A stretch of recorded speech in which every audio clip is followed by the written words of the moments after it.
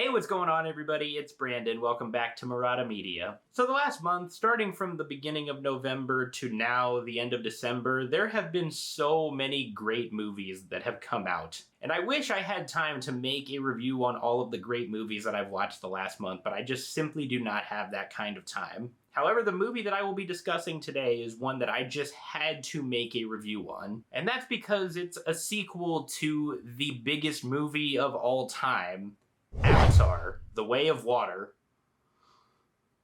The Way of Water picks up right where the first Avatar left off. We once again follow Jake Sully, played by Sam Worthington, who was once a human but has since fully become a Navi. And since the first movie, he and Neytiri, played by Zoe Saldana, have had a family. But when an old threat once again rises and threatens the safety of Pandora, it is up to the Sullys to protect their home planet with the help of a new Navi tribe. So in preparation for The Way of Water, I rewatched the first Avatar for the first time in so many years. I have not seen that movie since about a year after it came out. It's been 12 years since I've seen it. And back then, I was not really a fan of the first Avatar. I found it to be way too long, very boring, and extremely overrated. However, I did understand the appeal and why people loved it so much. It's one of the most visually stunning movies that I've ever seen. So I was hoping on a rewatch that I would like the first Avatar a little bit more, but unfortunately my thoughts remained exactly the same. I still don't really find the first movie all that entertaining, and yes, I still find it to be incredibly overrated. So at the very least, going into The Way of Water, I was hoping that I would like it more than the original. And thankfully,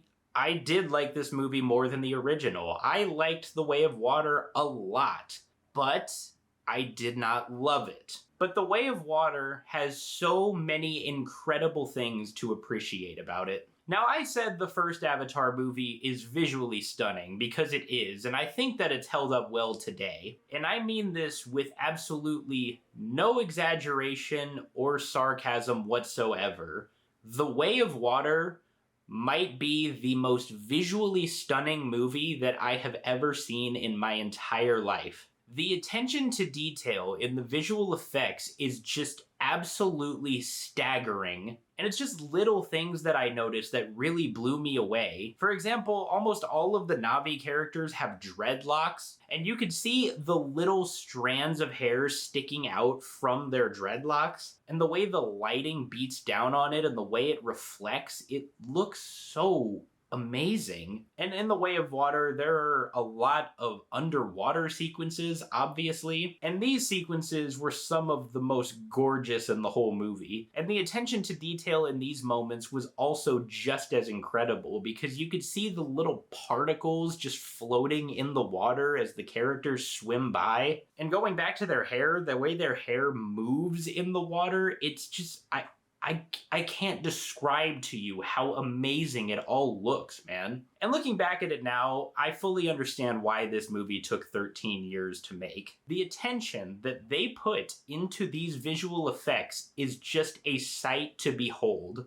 And their work absolutely paid off. It looks amazing in every single aspect. And this is another area where I feel The Way of Water improved on its predecessor. In the original Avatar, there were a lot of very strange sequences where you would have these live-action characters on a green screen, and I personally did not think that these moments looked very good. They looked very fake to me. And there aren't as many human characters in The Way of Water, but when they did this in this movie, I didn't really notice a difference. It was obvious they were on a green screen, but at no point did I ever think to myself, that looks so fake. Because there is a new character that is introduced in this movie named Spider. And Spider is a young boy who is human but prefers to be amongst the Navi. And there are a lot of sequences with him as well as the Sully children as they explore the forest together. So you have live action mixed in with CGI, and in this movie they just blended it together so well. It's fantastic to look at.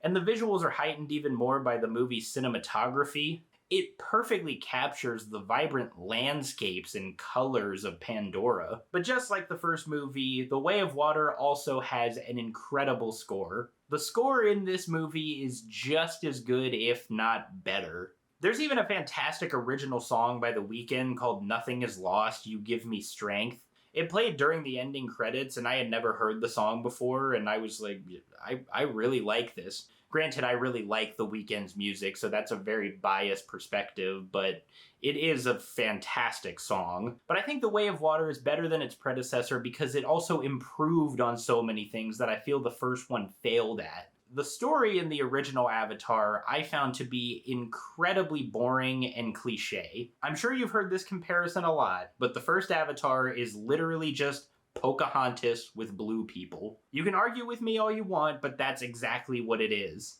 And the story in The Way of Water isn't really anything groundbreaking, but I found it to be much more engaging. There's more characters that we follow in this movie, and the development for all of them was far more interesting than anything in the first movie. The world building was also much better this time around, because in the first movie we knew Pandora only as this lush, foresty sort of planet. And that's where the main conflict of this movie comes in. The Sullys go to a new tribe called the Metcaina. And instead of living in the forest, they live on these stunning ocean beach landscapes. And with more sequels on the way, this gets me excited to see what other sort of landscapes they have on Pandora. Now, here is where we will get into my issues with this movie. And don't worry, I'm not gonna rip this movie to shreds. I just don't have it in me to do that. Because I just spent a decent amount of time praising many things that I liked, but I had a lot of issues with The Way of Water as well. It's not perfect, no matter what anybody says. So here are a few things in the movie that didn't quite work for me. The first and one of my biggest issues being, I found this movie to be way too long. Now, it's not the fact that this movie is 3 hours long. I could sit through 3-hour-long movies, no problem. My problem is, if a movie is that long and I feel its length, that is where I have an issue. And when it comes to The Way of Water, this movie's runtime felt incredibly too long. Now, I won't get into spoilers, but once this movie got to its final act, there were several occasions where it felt like it ended. We would get to a point that felt like it was concluding the entire movie, and then it would just keep going. There were maybe 4 or 5 times where I thought the movie was over, and I'm like, oh, no, it's still going. You're like, hey, November Rain's over. No, it's not. There's more. And also as a result of the long runtime, the movie felt very stagnant, especially in the middle. And I think the reason for that is that The Way of Water follows a lot of the exact same story beats as the first movie. In this movie, we primarily follow Jake and Neytiri's children as they get to know the Metcaina tribe and learn what they call the Way of Water. And when they're learning the Way of Water, it felt exactly like the scenes from the first movie where Jake is learning to become a Navi. And another conflict is that the Sullys are forced to leave the forest and go to the ocean fronts where the Metcaina reside. So they're coming to a new land where they aren't particularly welcome, and that felt exactly like what the humans went through in Pandora. Obviously, they're there for different reasons. The humans were more hostile, and the Sullys are there to come in peace, but it just gave off the same vibe. And I feel like the family coming to a new land inhabited by a new tribe made for a huge missed opportunity. As we all know from the first movie, Jake is genetically a human, and he just transferred his consciousness into his avatar permanently. But he's still part human, and as a result, he and all of his children have part human genetics. So as a result, the family isn't exactly accepted with open arms into the Metcaina tribe. And a few of the Metcaina tribe make fun of them for being part human, and they even make fun of one of Jake's sons for having a tail that's not long enough. And I feel like this prejudice that is felt in this tribe towards this family could have made for a much deeper and more interesting conflict, but it's only briefly touched on. If they explored it just a tad more, then I think that would have made for an excellent storyline. Not entirely the focus, but just another obstacle that the family must go through. And even though I praise the fact that The Way of Water introduced so many new characters, it also does have its flaws. And that flaw being, it tries to balance and juggle all of these storylines of all these different characters at one time, and it just gets so messy.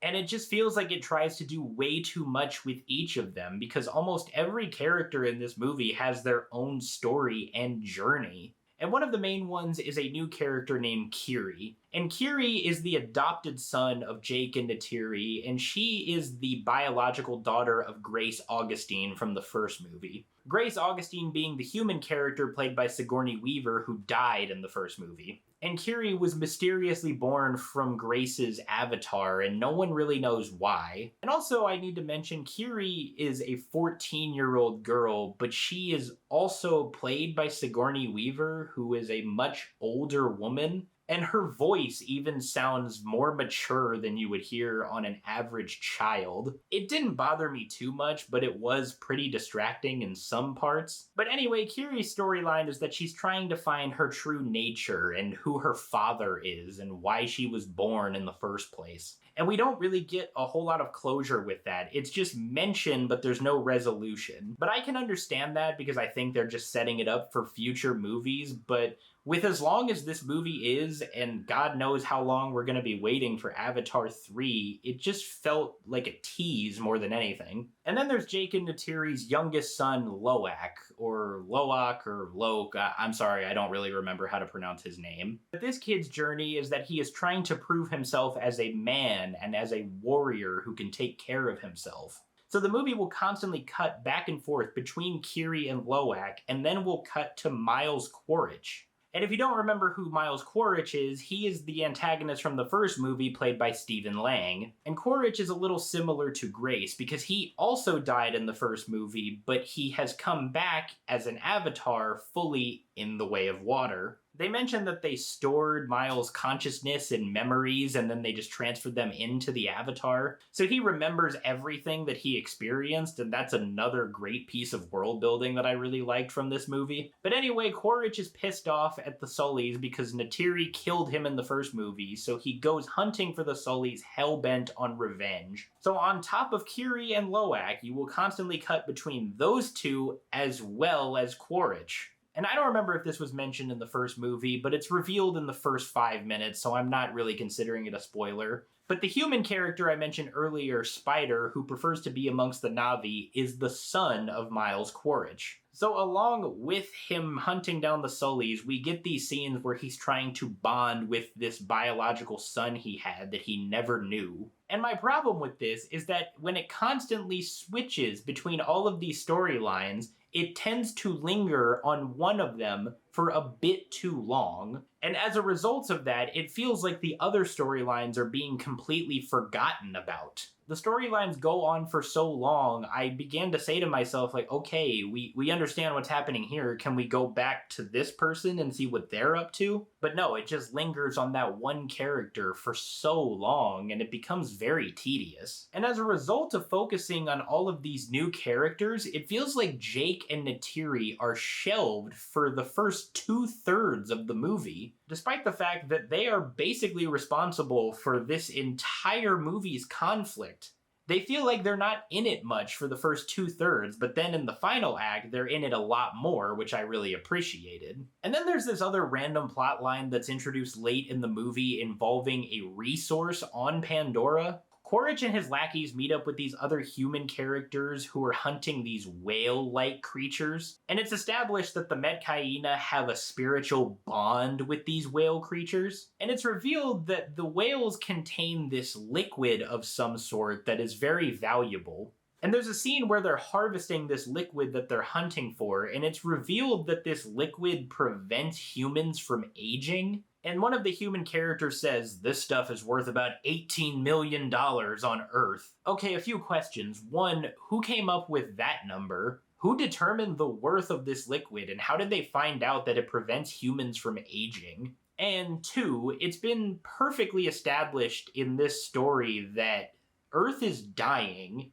So if Earth is dying and that's why humans are coming to Pandora, then what fucking good is $18 million gonna do you? Obviously, you can't spend it on Earth because the planet's close to death, and it's not worth anything on Pandora, so who cares? And also, what the hell happened to the unobtainium that the humans were looking for in the first movie? I know that the humans looking for that all left to go back to Earth, but obviously a few other humans stayed or new ones showed up. So why aren't they looking for the unobtainium anymore? Like, did it lose its value? What gives with that? I feel like some people will accuse me of looking too deeply into that, but it was so random and so strange, and it just raised more questions than anything. Maybe that's another storyline they're setting up for future movies, but I don't know, man. It just distracted me. But despite all of the things that I just complained about because I didn't like them, I still really enjoyed this movie. James Cameron's direction and vision is truly something to behold. You could tell he truly had a vision for this movie and he stopped at nothing to achieve it. And I think he absolutely pulled it off, and I can do nothing except tip my cap to him. If you get a chance, please go see this movie on the biggest screen possible. I saw this movie in IMAX 3D and I would have preferred to see it no other way for the first time. But quick question, I don't know if this was a 3D problem or if this came in all formats of the movie, but did anyone else have frame rate issues? Because there were quite a few moments as I was watching where the frame rate became really slow and then it got really fast. I don't know if that's because I was watching it in 3D or if it was like that for everyone who saw it in other formats, so let me know because I'm curious to know if it was just something that I experienced. But other than that, Avatar: The Way of Water is a great movie. I liked it a lot more than the original, but I did not love it as much as other people did. And overall, I would give Avatar: The Way of Water a 7 out of 10.